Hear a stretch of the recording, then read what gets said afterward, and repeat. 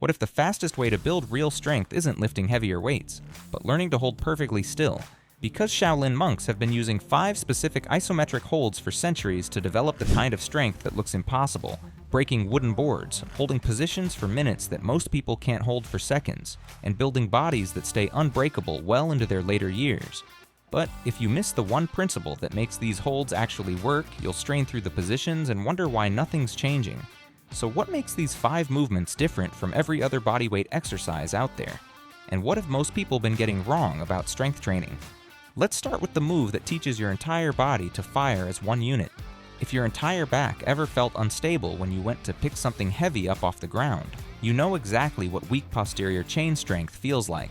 The Superman hold is one of the most direct ways to fix that problem without a single piece of equipment. You lie face down on the floor, arms stretched overhead, and you lift your arms and legs off the ground at the same time. Your body forms a shallow arc, and in that position, everything on the backside of your body, your lower back, glutes, hamstrings, upper back, shoulders, has to contract hard just to keep you off the ground. This is an isometric hold. Your muscles work at maximum tension without moving. That type of contraction builds strength that most dynamic exercises completely miss. It trains your muscles to hold tension under pressure, which is exactly what your body needs when carrying something heavy or stabilizing your spine during everyday life. Shaolin monks use this because it builds internal strength, teaching the nervous system to recruit as many muscle fibers as possible all at once. When you're holding the Superman position and shaking, that's your body learning to activate muscles it normally ignores. Your glutes are firing hard to extend your hips and keep your legs elevated. Your upper back is pulling your shoulders back and keeping your chest off the ground. This is the exact opposite of the hunched forward position most people live in all day. Start with holds of 15 to 20 seconds. If that sounds easy, it's not. By the second set, your entire posterior chain will be on fire. Work up to 30-second holds and do 3 to 4 sets with about a minute of rest in between. The goal isn't to see how long you can suffer. The goal is controlled, high-tension holds that force your body to adapt. Now, what if pushing as hard as you can against something that won't move could make you stronger than lifting weights that do move? This is exactly what old-time strongmen and Shaolin monks figured out decades before modern gyms even existed. Overcoming isometrics are simple but brutal. You find an immovable object, a door frame, a heavy barbell locked in a rack, a rope tied to a post, and you push or pull against it with everything you have. The object doesn't budge, but your muscles fire at 100% capacity, and that maximum effort triggers serious strength gains. When you're lifting a weight, there's always a sticking point, but with overcoming isometrics, you can apply maximum force at any angle you choose. Press against a door frame at shoulder height and recruit every muscle fiber in your chest, shoulders, and triceps. Your body doesn't know the difference between moving a heavy object and failing to move an immovable one. All it knows is maximum tension. Shaolin monks use this by pulling on iron chains, pressing against stone walls, and gripping thick ropes with the intent to rip them apart. The result was tendon strength, grip strength, and raw power that carried over into every other physical task. To do it correctly, find a sturdy door frame.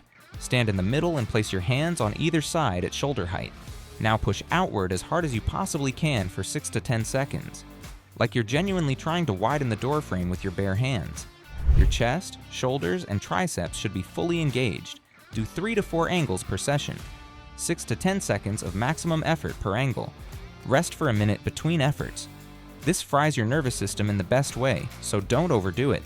2 to 3 sessions per week is plenty. Now, here's something most people miss. These isometric holds build incredible strength, but they only work if your body can handle the load without breaking down. That's where joint stability and mobility come in, the stuff most programs skip. That's why I put together the Reset Your Body Blueprint. It's designed to build the foundation your body needs so you can train hard without waking up stiff or achy. It covers a wide range of things such as hip mobility, back strength, deep core work, and the stability patterns that keep your joints solid under tension. If you want to train like this for years without falling apart, check the link in the description below or scan the QR code on screen to check it out.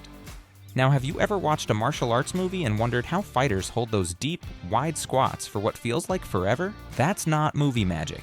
That's the horse stance, and it's one of the most brutal leg strengthening exercises you can do without a single weight.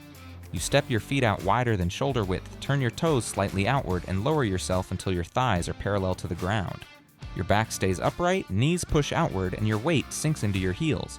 Then you hold. Your quads are working overtime to keep you from collapsing. Your glutes are firing hard to keep your hips externally rotated and prevent your knees from caving inward. Your adductors, the inside of your thighs, are getting stretched under tension, building both strength and flexibility at the same time. And your core is bracing to keep your torso upright. This is what makes the horse stance so effective.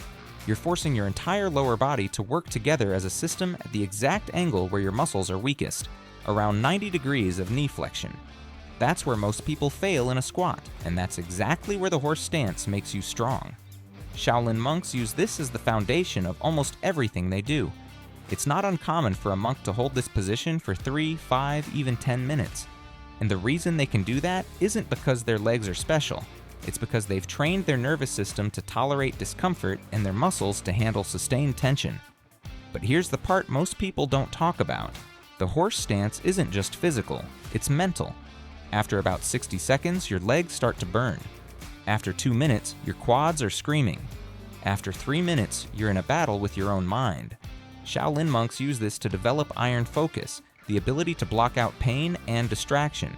Start with 30-second holds. If you can't hit 30 seconds with good form, thighs parallel, knees out, back upright, then go a little higher until you can hold it with control. Work up to 1 minute, then 2, then 3. Once you can hold a solid horse stance for 3 minutes, you've built leg endurance and mental toughness that most people will never experience. What happens when you flip your body upside down and force your shoulders to hold all your body weight? You find out very quickly which muscles have been coasting. The handstand hold is one of the ultimate tests of upper body strength and core control. The wall-supported version is where most people start. It teaches you how to stack your body correctly. Face away from a wall, place your hands on the ground about 6 inches from the base, and kick your feet up until your heels rest against the wall. Your arms should be fully extended, core tight, and your body as straight as possible from hands to heels. Your shoulders are bearing your full body weight in a position most people never train. Your deltoids, traps, and stabilizer muscles around your shoulder blades are all firing hard just to keep you from collapsing. This builds serious overhead pressing strength and shoulder stability in a way that no dumbbell press can replicate. Your core is working overtime to keep your body from arching. Your wrists are learning to handle load they're not used to.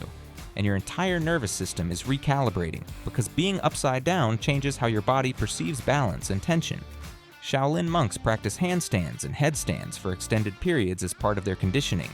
Start with 10 to 15 second holds if you're new to this. Work up to 30 seconds. Do 3 to 4 sets with plenty of rest. You've probably seen people do wall sits in high school gym class and written them off as a beginner exercise, but when you actually hold one properly, and I mean really hold one, you'll realize it's one of the most underrated leg strengtheners in existence. You lean your back against a wall, slide down until your thighs are parallel to the ground, and hold. Your knees should be at 90 degrees, feet flat on the floor, and your back pressed firmly into the wall. Then you stay there, and the longer you stay, the harder it gets. Just like the horse stance, the wall sit forces your quads and glutes to work isometrically at the exact angle where they're weakest. But unlike the horse stance, the wall takes your core and balance almost entirely out of the equation. That means all the tension goes directly into your legs, and there's nowhere to hide. Your quads are firing to keep your knees from bending further. Your glutes are working to stabilize your hips. And because your back is supported by the wall, you can focus entirely on generating as much tension as possible in your lower body without worrying about falling over. Shaolin monks use the wall, sit alongside the horse stance to build static strength, the ability to hold positions under load without moving. And this type of strength translates directly into dynamic movements. The stronger you get at holding a deep squat, the more powerful your jump becomes. Start with 30-second holds and work your way up to 2 minutes. If 2 minutes sounds easy, you're not pushing hard enough. By the 90-second mark, your legs should be shaking, your breathing should be labored, and you should be in a mental battle with yourself to stay in position. That's when the real adaptation happens. No weights, no machines. Just you and the discipline to hold still when everything in your body wants to quit. And hey, don't forget to check out that blueprint I told you about in the description below if you want your body to stay feeling good for the long haul.